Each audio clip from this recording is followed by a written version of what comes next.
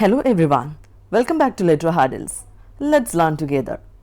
ഇന്ന് നമ്മൾ ഡിസ്കസ് ചെയ്യാൻ പോകുന്നത് സ്റ്റീഫൻ ലീകോക്കിൻ്റെ ആർ ദ റിച്ച് ഹാപ്പി എന്ന എസ്സേ ആണ്. ഇതാണ് സ്റ്റീഫൻ ലീകോക്ക് എന്ന writer. First of all Stephen ലീകോക്കിനെ പറ്റി നമുക്ക് കൂടുതലായിട്ടൊന്ന് നോക്കി വരാം.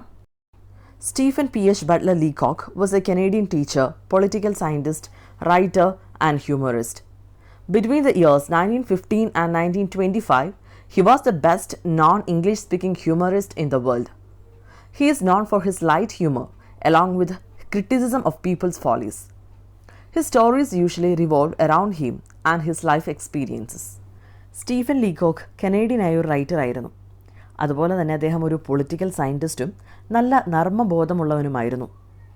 അദ്ദേഹത്തെ പ്രശസ്തനാക്കിയത് തന്നെ അദ്ദേഹത്തിൻ്റെ നർമ്മബോധത്തോടു കൂടിയുള്ള മനുഷ്യരുടെ ഭോഷത്വങ്ങളെക്കുറിച്ചുള്ള വിമർശനങ്ങൾ എഴുതുന്ന രീതി മൂലമാണ്. അദ്ദേഹത്തിൻ്റെ കഥകൾ സാധാരണമായി തനിക്ക് ചുറ്റും സംഭവിക്കുന്ന കാര്യങ്ങളെക്കുറിച്ചോ അല്ലെങ്കിൽ തൻ്റെ ജീവിത അനുഭവങ്ങളെക്കുറിച്ചോ ഒക്കെ ആയിരുന്നു. Literary labs was his first collection of comic writings. It was an instant success and received critical acclaim. Some of his other famous works include nonsense novels, The Sunshine Sketches of a Little Town, Humor, Its Theory and Technique, and Acadian Adventures with the Idle Rich. He was the recipient of several awards and honors. The Boy I Left Behind Me is his incomplete autobiography. നർമ്മരസം തുളുമ്പുന്ന അദ്ദേഹത്തിൻ്റെ വർക്കുകളിലെ ആദ്യ രചനകളുടെ സമാഹാരമാണ് literary lapses. അത് publish ചെയ്ത ഉടൻ തന്നെ വലിയൊരു വിജയമാവുകയായിരുന്നു. എല്ലാവരും തന്നെ അതിനെ ഒരുപാട് വാഴ്ത്തുകയും ചെയ്തു. അദ്ദേഹത്തിൻ്റെ മറ്റ് ഫേമസ് ആയ കൃതികളാണ് the sunshine sketches of little town, humour, its theory and technique, Arcadian adventures with the idle rich മുതലായവയൊക്കെ. ഒരുപാട് അവാർഡുകളും അനേകം ബഹുമതികളുമൊക്കെ അദ്ദേഹത്തിന് ലഭിക്കുകയുണ്ടായി. പൂർത്തിയാക്കാത്ത അദ്ദേഹത്തിൻ്റെ ഓട്ടോബയോഗ്രഫിയാണ് the boy I left behind me. ഇനി നമുക്ക് നമ്മുടെ എസ്സേക്ക് ഒരു ഇൻട്രൊഡക്ഷൻ നോക്കിയാലോ. The essay are the rich happy was written in 1916 and included in the collection Further Foolishness, Sketches and Satires on the Follies of the Day. The essay is a humorous and philosophical reflection on the idea of being rich. The essay examines the problems involved when one is rich and how the person have a hard time being rich. Further Foolishness, Sketches and Satires on the Follies of the Day എന്ന അദ്ദേഹത്തിൻ്റെ സമാഹാരത്തിൽ ഉൾപ്പെടുത്തിയ 1916 എഴുതപ്പെട്ട ഒരു essay ആണ് R the rich happy എന്ന് നമുക്ക് പഠിക്കാനുള്ള ഈ എസ്സേ. ഇതിൽ റിച്ച് ആകുന്നതിനെ പറ്റിയുള്ള ദാർശനികവും എന്നാൽ നർമ്മം തുളുമ്പുന്നതുമായ കുറച്ച് കാര്യങ്ങളാണ് ഡിസ്കസ് ചെയ്തിരിക്കുന്നത്. അതായത് റിച്ചായിരിക്കുന്നതിൻ്റെ സങ്കീർണതകളെ പറ്റിയും അതുപോലെ തന്നെ പണം കാത്തു സൂക്ഷിക്കുന്നതിൻ്റെ കുറച്ച് ബുദ്ധിമുട്ടുകളെ പറ്റിയുമൊക്കെയാണ് ഈ എസ്സേയിൽ അദ്ദേഹം പരിശോധിക്കുന്നത്. Stephen Leacock's use of irony and sarcasm makes the essay interesting to read.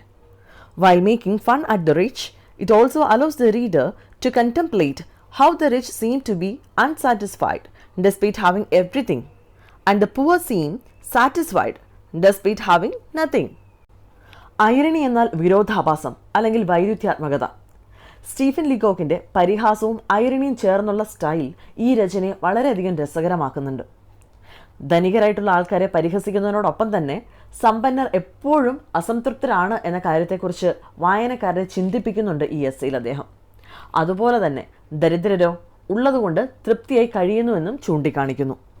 ഇനി നമുക്ക് നമ്മുടെ എസ്സേയിലേക്ക് കടക്കാം. Are the rich happy? Let's see. Stephen Leacock begins the essay by saying that he has not met any rich people. When he thought he found them, they turned out not to be rich at all. In fact, they seemed to be had up for money. According to Leacock, those people who riding home in a limousine from an opera are pinched for money. താൻ rich ആണെന്ന് കരുതിയ പലരും rich അല്ല, അല്ലെങ്കിൽ താൻ ഇതുവരെയും ധനികരായ ആരെയും കണ്ടിട്ടില്ല എന്നും പറഞ്ഞാണ് സ്റ്റീഫൻ ലീകോക്ക് എസ്സേ സ്റ്റാർട്ട് ചെയ്തിരിക്കുന്നത്. കാണുമ്പോൾ റിച്ച് ആണെന്ന് കരുതിയവരൊക്കെ അങ്ങനെയല്ല പോലും. ശരിക്കും പറഞ്ഞാൽ അവരെല്ലാവരും കാശിനായി വളരെ ബുദ്ധിമുട്ടുന്നവരാണ്. എന്തിനേറെ പറയുന്നു, ഒപ്പേറ ഹൗസിൽ നിന്ന് ലിമൂസിനിൽ യാത്ര ചെയ്യുന്നവർ പോലും പണത്തിൻ്റെ കുറവ് അനുഭവിക്കുന്നുണ്ട് പോലും. ഒപ്പേറ ഹൗസിൽ പോകുന്നവരൊക്കെ ധനികരാണെന്നാണല്ലോ എല്ലാവരുടെയും വിചാരം. അതുപോലെ ലിമൂസിൻ എന്ന് പറഞ്ഞാൽ ഒരു ലക്ഷറി വണ്ടിയാണ്. സാധാരണയായി ഒരു ഷൗഫറാണ് ഓടിക്കുന്നത്. അതായത് പ്രത്യേകം യൂണിഫോമും ക്യാപ്പും ഒക്കെ ഉണ്ടായിരിക്കും ഷൗഫറിന്. ഒരു ഡ്രൈവറും ഷോഫറും തമ്മിലുള്ള ഡിഫറൻസ് എന്താണെന്ന് വെച്ചാൽ, ഒരു മോട്ടോർ വെഹിക്കിൾ ഓടിക്കുന്ന ഒരാളെ നമുക്ക് ഡ്രൈവർ എന്ന് വിളിക്കാം. പക്ഷേ ഷോഫർ എന്ന് വെച്ചാൽ അങ്ങനെയല്ല. താൻ ഓടിക്കുന്ന വെഹിക്കിളിലുള്ള പാസഞ്ചറിൻ്റെ എല്ലാ ആവശ്യങ്ങളും കണ്ടറിഞ്ഞ് ചെയ്യണം. അതുപോലെ തന്നെ ആ വണ്ടിയുടെ എല്ലാ ഓപ്പറേഷൻസും അറിയുന്ന ഒരാളായിരിക്കണം. So he should be an experienced and licensed professional എന്ന് വേണമെങ്കിൽ പറയാം. അപ്പോൾ നമ്മൾ പറഞ്ഞു വന്നത് ലിമോസിൻ എന്ന ആഡംബര വണ്ടീനെ കുറിച്ചാണ്. It also has A partition between the driver and the passenger compartments. അത്രയും ഭയങ്കര ലക്ഷറിയസ് ആയിട്ടുള്ളൊരു വണ്ടിയാണ്. അപ്പോൾ ഇത്രയും ലക്ഷറി വണ്ടിയിൽ ഒപ്പേറ കാണാൻ എത്തുന്നവർ പോലും പറയുന്നത് തങ്ങൾക്ക് വേണ്ടത്ര ക്യാഷ് ഇല്ല എന്നാണ്. ആകെ ഒരുതരം വലിഞ്ഞു മുറുകിയ അവസ്ഥയിലാണ് പോലും. വി ആർ പിഞ്ച്ഡ് എന്നാണ് അവരൊക്കെ ഉപയോഗിക്കുന്ന ടേം. ഇവിടെ ലീകോക്ക് റിച്ച് പീപ്പിളിനെ പരിഹാസത്തോടെ എസ്സേയിലേക്ക് കൊണ്ടുവരികയാണ്. Okay. A search for rich. Leacock's friend, who makes $10,000 a year, told him that he found it quite impossible to keep up with the rich. Many others, similarly, make the same complaint. A man that Leacock respects very much and makes $50,000 a year from his law firm says it is better to state that he is poor. Leacock says that if he ever met Mr. Carnegie or Mr. Rockefeller, they would also have the same thing to say. $10,000 വരുമാനമുള്ള ലീകോക്കിൻ്റെ ഒരു front ഒരിക്കൽ പറയുകയുണ്ടായി, സമ്പന്നരോടൊപ്പം എത്താൻ താൻ ഒരുപാട് വിഷമിക്കുകയാണെന്ന്. ഇതിലും ധനികരായ പലരും ഇതേ കംപ്ലൈൻറ്റ് പറയുന്നത് ലീകോക്ക് കേട്ടിട്ടുണ്ട്. ലീകോക്ക് ഏറെ ബഹുമാനിക്കുന്നതും അതുപോലെ തന്നെ തൻ്റെ നിയമവൃത്തിയിൽ നിന്ന് മാത്രം $50,000 ഒരു വർഷം സമ്പാദിക്കുന്ന ഒരു അതിധനികനെന്ന് ലീകോക്ക് വിശ്വസിക്കുന്ന ഒരു മനുഷ്യൻ ഒരിക്കൽ പറയുകയുണ്ടായി, തനിക്കൊന്നുമില്ല, താൻ ദരിദ്രനാണെന്ന്. ഏറെ ആശ്ചര്യത്തോടെ ലീകോക്ക് പറയുകയാണ്, അമേരിക്കയുടെ ചരിത്രത്തിലെ തന്നെ അതിസമ്പന്നരായ മിസ്റ്റർ കാർനെഗിയോടോ അതുപോലെ തന്നെ മിസ്റ്റർ റോക്ക്ഫെല്ലറിനോടോ റിച്ച്നെസ്സിനെ പറ്റി ചോദിച്ചാൽ അവരും ഇതേ മറുപടി തന്നെയായിരിക്കും പറയുക എന്ന്. വളരെ രസകരമായിട്ട് ലീകോക്ക് പറയുന്ന ഒരു സംഭവമുണ്ട് ഈ എസ്സേയിൽ. There are some reported case of rich എന്ന്. കേട്ടറിവുണ്ട് എവിടെയൊക്കെയോ റിച്ച് പീപ്പിൾ ഉണ്ടെന്ന്. അപ്പോൾ അതിനെപ്പറ്റി ഒന്ന് നോക്കാം. Reported cases of rich. Leacock does agree there are rich people out there as he sees traces of them sometimes. For example, the janitor in the building where he works has told him that that man has a rich cousin in England who is in South Western Railway and gets £10 a week. Similarly, the lady who washes at his house has a rich uncle who is well settled in life, who owns his own house and sent his daughters to high school. But such cases have only been reported to him and he cannot verify them for himself. എവിടെയൊക്കെയോ പണക്കാരായ ആൾക്കാരുണ്ട്, ലീകോക്ക് സമ്മതിക്കുന്നു. എന്നാൽ തനിക്ക് മാത്രം ആരെയും ഇതുവരെ കാണാൻ പറ്റിയിട്ടില്ല. കാരണം താൻ ധനികരാണെന്ന് വിചാരിക്കുന്നവരൊക്കെ പറയുന്നത് ദേ ആർ പിഞ്ച്ഡ് എന്നാണ്. പക്ഷേ റിച്ച്നെസ്സിനെ പറ്റി കേട്ടറിവുണ്ട്. അതായത് താൻ വർക്ക് ചെയ്യുന്ന ബിൽഡിങ്ങിലെ കാവൽക്കാരൻ ഒരിക്കൽ തന്നോട് പറഞ്ഞിട്ടുണ്ട് അയാൾക്ക് ഇംഗ്ലണ്ടിൽ ഒരു റിച്ച് ആയിട്ടുള്ളൊരു കസിൻ ഉണ്ട് പോലും. അയാൾ സൗത്ത് വെസ്റ്റേൺ റെയിൽവേയിൽ വർക്ക് ചെയ്യാണ് പോലും. ആഴ്ചയിൽ £10 പോലും വരുമാനം. ഇതുപോലെ തന്നെ തൻ്റെ വീട്ടിൽ വാഷിങ്ങിന് വരുന്ന ഒരു ലേഡി ഒരിക്കൽ പറഞ്ഞിരുന്നു അവർക്കൊരു റിച്ച് അങ്കിൾ ഉണ്ടെന്ന്. ജീവിതത്തിൽ അയാൾ വെൽ സെറ്റിൽഡ് ആണ് പോലും. അതുപോലെ തന്നെ അയാൾ തൻ്റെ 2 പെൺമക്കളെയും ഹൈസ്കൂളിൽ വിട്ട് പഠിപ്പിക്കുന്നുമുണ്ട്. ഈ 2 കേസസും റിപ്പോർട്ടഡ് കേസ് മാത്രമാണേ, തനിക്ക് ഇതേക്കുറിച്ച് നേരിട്ട് അറിവോ തെളിവോ ഒന്നുമില്ല എന്ന് ലീകോക്ക് പറയുന്നു. ഇനി നമുക്ക് റിച്ചിനെയും പുവറിനെയും തമ്മിൽ എങ്ങനെയാണ് ലീകോക്ക് കമ്പയർ ചെയ്യുന്നതെന്ന് നോക്കാം. Rich and poor. When Leacock speaks of rich people and discusses if they are happy, he is drawing conclusion from the people he sees and knows. Leacock believes that the rich face cruel trials and bitter tragedies of which the poor know nothing. The poor can sit at home and know nothing of the troubles of the rich. Leacock gives an example by saying that when the sterling exchange falls, the poor sit smartly at home and it is up to the rich to worry over it. Here Leacock is of course being sarcastic. Stephen Leacock ഈ essay എഴുതിയത് തന്നെ rich people എപ്പോഴും ഹാപ്പിയാണോ എന്നറിയുക എന്ന ഉദ്ദേശത്തോടു കൂടിയായിരുന്നു. എന്നാൽ താൻ നേരിട്ട് കാണുകയും ഇടപഴകുകയും ചെയ്തിട്ടുള്ള ധനികരിൽ നിന്നും ഒരു കൺക്ലൂഷനിലേക്ക് എത്തിച്ചേരേണ്ടതായിട്ട് വന്നു. ലീകോക്കിന് മനസ്സിലാക്കാനായത് സമ്പന്നർ ജീവിതത്തിൽ ഒരുപാട് പരീക്ഷണങ്ങളും ദുരവസ്ഥകളും ഒക്കെ നേരിടുന്നവരാണ്. എന്നാൽ ദരിദ്രരാകട്ടെ ഇങ്ങനെയുള്ള ഒരു കാര്യത്തെപ്പറ്റിയും അറിവില്ല. അവർക്ക് വെറുതെ വീട്ടിൽ കയറി ഇരുന്നാൽ മാത്രം മതി. എന്നാൽ റിച്ച് പീപ്പിളോ എത്ര കഷ്ടപ്പെട്ടാണ് ലോകത്ത് ജീവിക്കുന്നത്.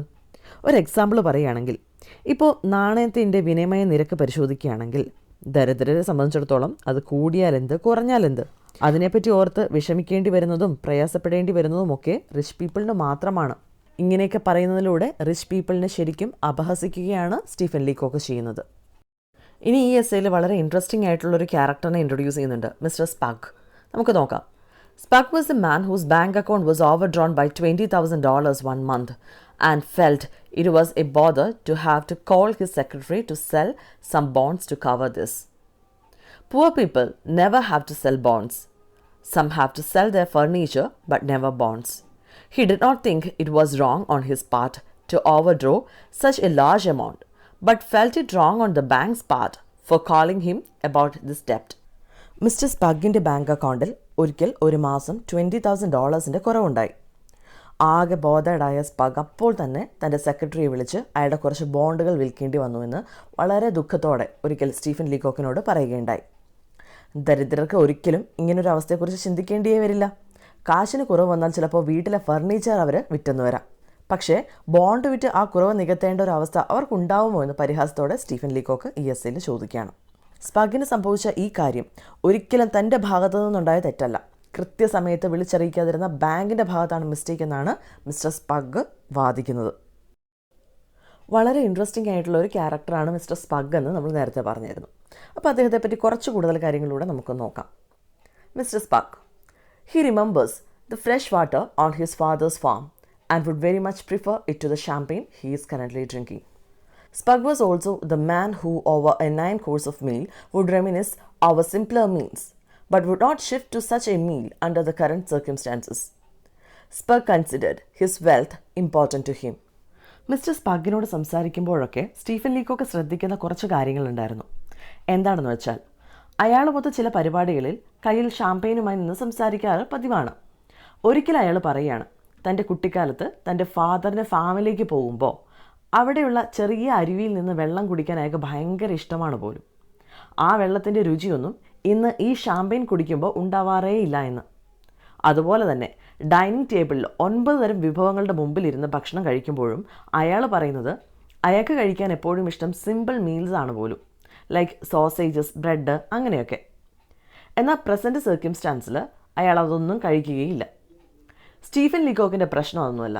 ഇയാൾക്ക് സിംപ്ലിസിറ്റിയോട് ഇത്ര ഇഷ്ടമാണെങ്കിൽ അങ്ങനെ നടന്നൂടെ? ആരോ നിർബന്ധിച്ച പോലെ എല്ലാ ആർഭാടങ്ങളും കാണിക്കുകയും ചെയ്യും, എന്നാൽ തനിക്ക് ഇങ്ങനെയൊന്നും താല്പര്യമില്ല, സിമ്പിൾ ലൈഫിനോടാണ് താല്പര്യം എന്നൊക്കെ വിലപിക്കുകയും ചെയ്യും. പക്ഷേ വെൽത്ത് വളരെ ഇമ്പോർട്ടൻ്റ് ആണ് എന്ന് അയാൾ സമ്മതിക്കുന്നുമുണ്ട്. It was a form of social service, a kind of means to help others in this world. When it came to donating money, Spug would came up with spurious reasons for not giving up his wealth. Wealth was apparently something that could not be just given away, but was a burden that had to be carried by him. Wealth important ആണ്, at the same time അതൊരു burden കൂടിയാണെന്നാണ് mister സ്പഗ് പറയുന്നത്. പക്ഷേ ആ burden ഒരിക്കലും ഒഴിവാക്കാൻ ശ്രമിക്കാനും പാടില്ല എന്നാണ് അയാളുടെ പക്ഷം. വെൽത്ത് ഉണ്ടെന്ന് പറയുന്നത് തന്നെ ഒരുതരം സോഷ്യൽ സർവീസാണ്, ലോകത്തിലുള്ള മറ്റുള്ളവരെ സഹായിക്കാനും ഒരു അവസരം തന്നെയാണെന്നാണ് അയാൾ പറയുന്നത്. എന്നാലും കാശ് ഡൊണേറ്റ് ചെയ്യുന്ന കാര്യത്തെപ്പറ്റി സംസാരിക്കാൻ തുടങ്ങിയാൽ അയാളുടെ തനി നിറം കാണാനാവുമെന്നാണ് സ്റ്റീഫൻ ലീകോക്ക് പറയുന്നത്. എന്തെങ്കിലുമൊക്കെ ന്യായങ്ങൾ പറഞ്ഞുകൊണ്ട് അയാൾ അത് ഒഴിവാക്കുകയും ചെയ്യും. Mr Spug says that wealth is like a trust and it could not be donated. When asked why it could not be given to a college, Spug replied that he was not a college man. When asked why it could not be given to a further the pensions of college professors, he replied that their work is their own reward. Spug thus exemplifies the idea that money brings its own problems, especially among the wealthy. Mr Spug വാദിക്കുന്നത് wealth എന്ന് പറയുന്ന ഒരു വിശ്വാസമാണ്, അത് നമ്മൾ വെറുതെ donate ചെയ്യാൻ പറ്റില്ല എന്നാണ്. വെൽത്ത് ഒരു ബേർഡൻ ആണെന്ന തരത്തിൽ അയാൾ സംസാരിക്കുമ്പോൾ കുറച്ച് ക്യാഷ് ഏതെങ്കിലും കോളേജിന് ഡൊണേറ്റ് ചെയ്തുകൂടെ എന്ന് ആരെങ്കിലും ചോദിച്ചാൽ അയാൾ പറയും, താനൊരു കോളേജ് മാൻ അല്ലല്ലോ, സോ കോളേജിന് ക്യാഷ് ഡൊണേറ്റ് ചെയ്യാൻ പറ്റില്ല പോലും. ഇനി മറ്റൊരു എക്സാമ്പിൾ പറയാം. കോളേജിന് ഡൊണേറ്റ് ചെയ്യേണ്ട, വളരെ ചെറിയ വരുമാനം മാത്രം ലഭിക്കുന്ന കോളേജ് പ്രൊഫസേഴ്സ് ഉണ്ട്. പെൻഷനായി കഴിഞ്ഞാൽ പിന്നെ അവരുടെ അവസ്ഥ വളരെ ദയനീയമാണ്. സോ അവർക്ക് കൊടുത്തൂടെ എന്നാരെങ്കിലും ചോദിച്ചാൽ സ്പഗ് പറയും, അവരുടെ വർക്ക് തന്നെയാണ് അവരുടെ പ്രതിഫലം, അതൊരു നോബൽ പ്രൊഫഷനാണ്. ഇങ്ങനെ അവർക്ക് ക്യാഷ് കൊടുത്താൽ അത് അവരുടെ പ്രൊഫഷനെ അവഹേളിക്കുന്നത് പോലെയാണ് പോലും. ഇതുപോലെ ഓരോ തവണയും അയാൾ ഓരോ എക്സാമ്പിൾസുമായി ക്യാഷ് ഡൊണേഷൻ പരിപാടി ഒഴിവാക്കും. ഈ എസ്സേയിൽ അടുത്തതായി നമുക്ക് കാണേണ്ട 2 ഇമ്പോർട്ടൻ്റ് ആയിട്ടുള്ള ക്യാരക്ടേഴ്സാണ് Mr and Mrs Flowers. Let's see. The great silent tragedies of the era take place in the residence of the wealthy. The poor are happy to not to have to deal with it. At a dinner with the Ashcroft Flowers, they were quite depressed, It turned out that Butler Meadows was leaving them because he did not like them. For Mr. and Mrs. Flowers, this was the second person to leave them, as already a man named Franklin had left them the previous winter. Later, they gave up. They moved into a 10-room suite in a hotel. പല silent ട്രാജഡീസും സമ്പന്നരുടെ വസതിയിൽ നടക്കുന്നുണ്ട് എന്നാണ് Stephen ലീകോക്ക് പറയുന്നത്. ദരിദ്രരൊരിക്കലും ഇത്തരം tragedies ഒന്നും അറിയുന്നത് കൂടിയില്ല. ഒരിക്കലും ഒരു ഡിന്നറിൽ പങ്കെടുക്കവേ സ്റ്റീഫൻ ലീകോക്കിൻ്റെ ഫ്രണ്ടായ മിസ്റ്റർ ആൻഡ് മിസ്സസ് ഫ്ലവേഴ്സ് ആകെ ഡിപ്രസ്ഡ് ആയിട്ട് കാണപ്പെട്ടു. കാര്യം ചോദിച്ചപ്പോൾ അവർ പറഞ്ഞത് ഇതാണ്: അവർക്ക് മെഡോസ് എന്ന പേരുള്ള ഒരു സെർവൻ്റ് ഉണ്ട്. മെഡോസ് അവരെ വിട്ട് പോവുകയാണ്. അയാൾക്ക് മിസ്റ്റർ ആൻഡ് മിസ്സസ് ഫ്ലവേഴ്സിനെ ഇഷ്ടമല്ല, അതാണ് പോവാൻ കാര്യം. മിസ്റ്റർ ആൻഡ് മിസ്സസ് ഫ്ലവേഴ്സിനെ സംബന്ധിച്ചിടത്തോളം ഇത് രണ്ടാമത്തെ സെർവൻ്റാണ് അവരെ വിട്ടു പോകുന്നത്. ഓൾറെഡി ഫ്രാങ്ക്ലിൻ എന്ന പേരുള്ള ഒരു മനുഷ്യൻ കഴിഞ്ഞ വിൻ്ററിൽ അവരെ വിട്ടു പോയതേയുള്ളൂ. ആ സംഭവത്തിന് ശേഷം അതൊക്കെ മറന്ന് പിന്നീട് അവരൊരു ഹോട്ടലിൽ 10 മുറികളുള്ള ഒരു സ്യൂട്ടിലേക്ക് മാറുകയായിരുന്നു. ഇനി നമുക്ക് ഒരു ക്യാരക്ടറിനെയും കൂടെ ഈ എസ്സേയിൽ കാണാനുണ്ട്, Mr Overjoy. It seems being ruined is an agreeable situation. I recently heard of Mr. Overjoy, who was completely ruined, nothing left. The Overjoys are too attached to their residence to sell it. They are too musical to give up their box at the opera. Everybody knows that they have nothing left, not a single cent. Mr. Overjoy drives a car and wears a coat of $500. ബാങ്കിങ്ങിലൂടെയും സ്റ്റോക്സിലൂടെയും ഒക്കെയുള്ള പല rich പീപ്പിളിൻ്റെ തകർച്ചകളെക്കുറിച്ചും Stephen Leacock ഈ എസ്സേയിൽ പറയുന്നുണ്ട്. അതിനൊരു എക്സാമ്പിളാണ് mister ഓവർജോയ്. പൂർണ്ണമായും ബാങ്കിങ്ങിലൂടെ തകർന്ന ഒരാളാണ് mister ഓവർജോയ്. ഇന്ന് അയാളുടെ പക്കൽ ഒന്നുമില്ല, ഒരു ചില്ലി കാശ് പോലുമില്ല എന്ന് എല്ലാവർക്കും അറിയാം. അയാളുടെ വസതി അയാൾക്ക് ഏറെ പ്രിയപ്പെട്ടതായിരുന്നു. അതിനാൽ അയാൾക്കത് വിൽക്കാൻ സാധിക്കുമായിരുന്നില്ല. മ്യൂസിക്കിനോട് ഏറെ താല്പര്യമുള്ളവരായതുകൊണ്ട് തന്നെ ഒപ്പേറ ബോക്സസും ഉപേക്ഷിക്കാൻ തയ്യാറായിരുന്നില്ല. അയാൾ ഇപ്പോഴും ധരിക്കുന്നത് $500 കോട്ടും അതുപോലെ തന്നെ യാത്ര ചെയ്യുന്നത് കാറിലുമാണ്. അപ്പോൾ ഇവയൊക്കെയാണ് എസ്സേയിൽ ഡിസ്കസ് ചെയ്തിരിക്കുന്ന മെയിൻ പോയിൻറ്റ്സ്. ഇനി നമുക്ക് എസ്സേക്ക് ഒരു കൺക്ലൂഷനൂടെ നോക്കാം. Use of irony and sarcasm in the essay. Leacock makes ample use of irony and sarcasm in this essay as he reflects on the happiness of the rich. He tries to find out if the rich are really happy. He uses sarcasm when he says that the rich are not really rich at all, as they say they are pinched. He describes it with different examples where the rich points out that they have difficulty in keeping up with the rich. Here we can find it as ironic. ഇൻട്രൊഡക്ഷനിൽ നമ്മൾ പറഞ്ഞതുപോലെ തന്നെ ഈ എസ്സേയിൽ നമ്മൾ കണ്ടത് Stephen ലീകോക്കിൻ്റെ വൈരുദ്ധ്യാത്മകവും ആക്ഷേപാത്മകവുമായ എഴുത്തിൻ്റെ ശൈലിയാണ്. സാധാരണയായി എല്ലാവരും പറയുന്നത് റിച്ച് ആയാൽ പിന്നെ ഹാപ്പിനെസ് പോലും വിലയ്ക്ക് വാങ്ങിക്കാമെന്നാണ്. അപ്പോഴാണ് R the rich really happy എന്ന കാര്യം എടുത്തിട്ട് സ്റ്റീഫൻ ലീകോക്ക് പരിശോധിക്കുന്നത്. ഈ എസ്സേയിൽ അദ്ദേഹം പരിഹാസത്തോടെ പറയുന്നുണ്ട്, റിച്ച് എന്ന് താൻ വിചാരിച്ചവരാരും റിച്ച് അല്ല എന്ന്, ദേ ആർ പിഞ്ച്ഡ് എന്ന്. കുറേ എക്സാമ്പിൾസിലൂടെ വളരെ രസകരമായി ധനികരായവർക്ക് കാശില്ല എന്ന് പറയുന്നത് എന്തൊരു വിരോധാഭാസമാണെന്ന് അദ്ദേഹം കാണിച്ചു തന്നു. ഇന്നത്തെ ഡിസ്കഷൻ നിങ്ങൾക്കിഷ്ടമായെന്ന് വിശ്വസിക്കുന്നു. ഇഷ്ടമായെങ്കിൽ ലൈക്സിലൂടെയും കമൻസിലൂടെയും അത് അറിയിക്കുക. അടുത്തത് ഏത് ലെസൺ വേണമെന്ന് നിങ്ങൾക്ക് സജസ്റ്റ് ചെയ്യാം. നിങ്ങൾ ആവശ്യപ്പെടുന്ന മറ്റൊരു വീഡിയോയുമായി വീണ്ടും നമുക്ക് കാണാം. Thank you so much.